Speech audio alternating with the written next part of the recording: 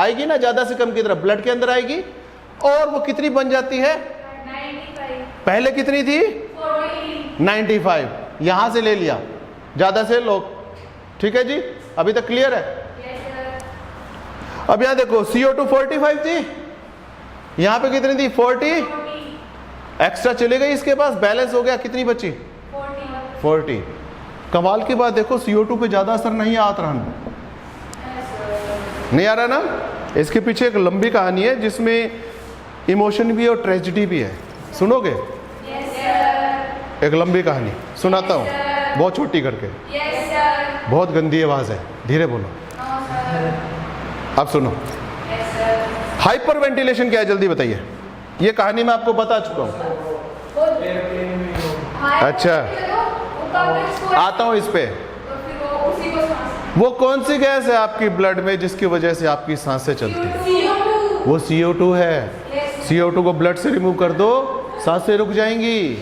इसलिए इसकी एक नॉर्मल मात्रा CO2 की होनी जरूरी है, ये रहनी ही चाहिए। ठीक है ना? ये सारी तुम्हें याद है कैसे होता है सारा? आयोटिक बॉडी क्या है, कैरोटिड बॉडी क्या है, जो कीमोसेंसिटिव सेल्स होती हैं, भूल गए? हाँ, कुछ कुछ याद है, चलो सारी बता चुका हूँ। हाँ, कोई बात नहीं, इस पे मैं आता हूँ, दोबारा आपको बताऊंगा सारी चीजें। Why you need CO2 for the continuance of your breathing.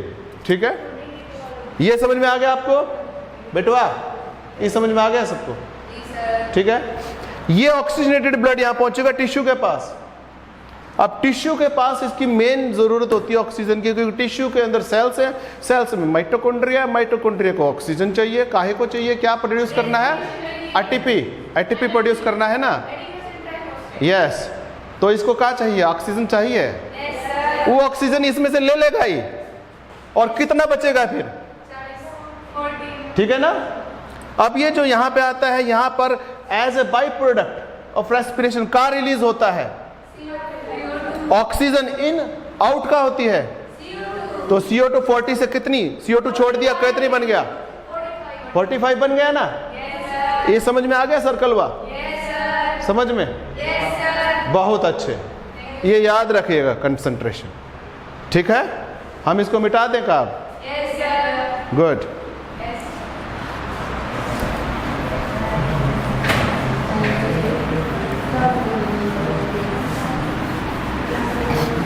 अब मैं वो जो टॉपिक है जो आप थोड़ा सा भूल चुके हो, पानी है बेटे?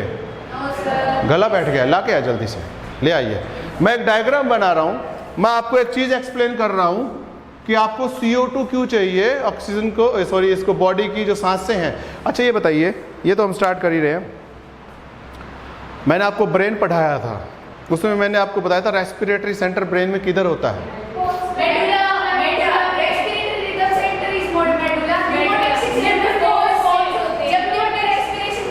बिल्कुल सही, बिल्कुल सही।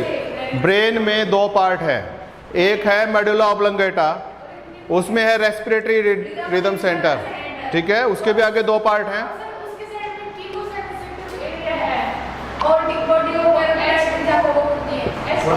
बस बेटा आ जाए जल्दी। तो अब उस पे आते हैं, पहले डायग्राम। बस चुप, ध्यान आगे रखिए, ढंग से बैठिए प्लीज। ये हार्ट है भाई, बस चुप रहिए। हार्ट से निकलती है iota,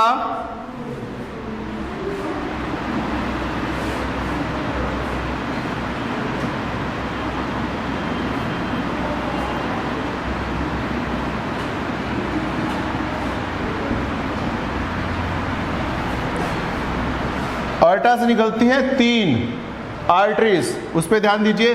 this is right side, this is left side. This one is brachiocephalic,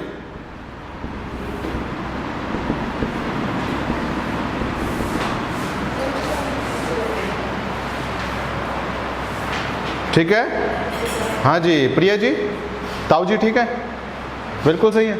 कब आ रहे हैं लिखने? हाँ, या आप लिख लो यार, उनको क्यों तंग कर रहे हो? ठीक है, ब्रैकियोसेफेलिक आर्टरी, ब्रैकियोसेफेलिक आगे जाके कन्वर्ट हो जाती है दो पार्ट में, राइट कॉमन कैरोटिड आर्टरी और राइट सब क्लेवियन आर्टरी में। ये जो कंधे के पास नजर आती है ना, यहां से यहां राइट में, दिस इज सब क्लेवियन, यहां तक है। इसके बाद है ब्रैकियल, जिसमें हम ब्लड प्रेशर नापते हैं, वो ब्रैकियल आर्टरी होती है इधर, ठीक है, यहां तक है। इसके बाद ये क्या बन जाएगी, जिसमें ब्लड प्रेशर को नापा जाता है, ब्रैकियल आर्टरी। फिर इसके आगे दो ब्रांच हो जाएंगी, रेडियस और रेडियल एंड अल्नर, रेडियस और अल्नर के नाम पे, रेडियल आर्टरी, अल्नर आर्टरी। ये जो दिख रही है आपको, दिस वन जो ऊपर चली गई है बिटवा, ये आगे जाके दो पार्ट में डिवाइड हो जाती है, external and internal carotid, right, external and internal, ठीक है। इसकी एग्जैक्ट पोजीशन देखिए, यहां से यहां तक इतनी है, ये वाली यहां से यहां तक, राइट कैरोटिड, कॉमन कैरोटिड। यहां पर आके ये दो पार्ट में डिवाइड, इंटरनल और एक्सटर्नल, दिमाग को ये सप्लाई करती है ब्रेन को, ठीक है। ये वाली आ गया समझ में, आउटसाइड जो है इधर वाली, दिस इज एक्सटर्नल, पीछे गई जो इंटरनल, ब्रेन को सप्लाई करेगी, हाफ को। अब ये दो बोला था मैं, ये चली गई सीधी left side, so this is left subclavian artery, यहां से चली गई है यूं यहां तक। इसके आगे लेफ्ट ब्रैकियल है, रेडियल और अल्नर है, सेम। ये जो सीधी चली जाती है, एक यहां पे मैंने बनाई है ये वाली, this one is left common carotid artery, ठीक है। और इसके भी आगे दो ब्रांच हो जाएगी ऐसे, एक्सटर्नल और इंटरनल। ये लेफ्ट साइड है इधर, यहां पे, इस पार्ट और इस पार्ट को, तो ब्रेन को ये सप्लाई करती है। जो देखते हैं ना, कोई मर जाता है तो यहाँ पे चेक करते हैं कि चल रही है नहीं चल रही पल्स, वो कैरोटिड आर्टरी होती है, उसको चेक करते हैं, ठीक है। अब एक होमवर्क है, यहाँ पे जो देखते हैं वो रेडियल और अल्नर है, ये बताओगे आप, तो क्या मत मारो, कल बताना। चलो आगे चलते हैं। अब आप कहेंगे कि सर इसका क्या रिलेशन है, बेटवा इधर देखिए, बस रुकिए कंट्रोल, इधर देखिए, इसका क्या रिलेशन है जो आपको बताने जा रहा था CO2 के साथ, हाइपर वेंटिलेशन के साथ। इसके असर है, ध्यान से दो पॉइंट देखिएगा। अयोर्टा निकली है इसके पास यहां पर, और कॉमन कैरोटिड जहां पे दो पार्ट में डिवाइड होती है यहां पर। ये खास कीमोसेंसिटिव सेल्स हैं यहां पर, कीमोसेंसिटिव सेल्स। कीमोसेंसिटिव का मतलब है केमिकल को सेंस करने वाली। केमिकल को सेंस करती है किसके अंदर, आर्टेरियल ब्लड में। किसमें, आर्टेरियल ब्लड में। अच्छा, जो हमारा ब्लड होता है उसकी एक डेफिनेट पीएच होती है और उसको उतना ही रहना चाहिए,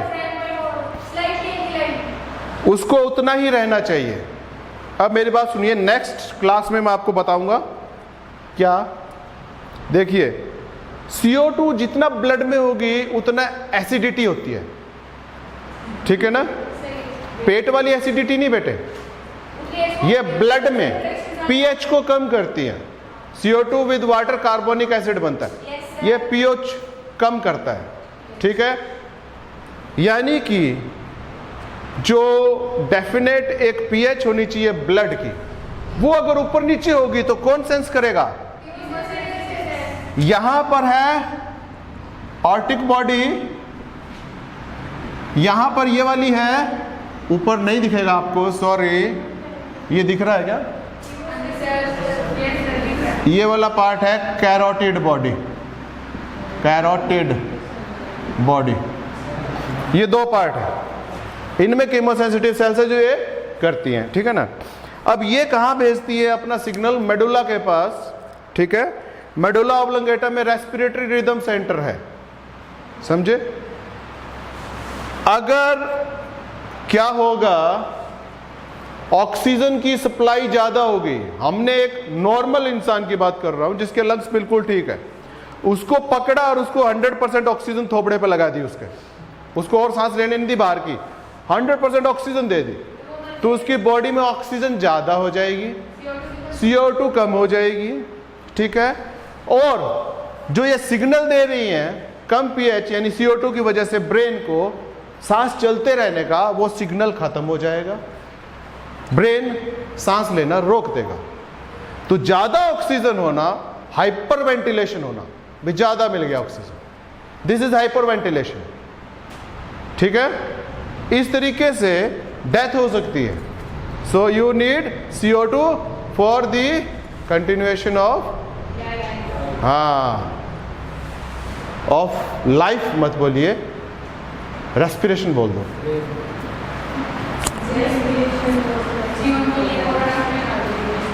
यस, बहुत अच्छी बात है। सो ये आपको समझ में आ गया, ये समझ में आ गया सारा, ठीक है बेटे। आई एम नेचुरली,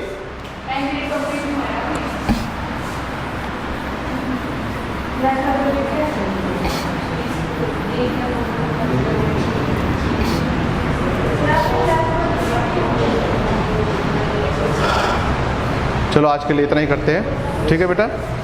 हाँ प्रमोद सर,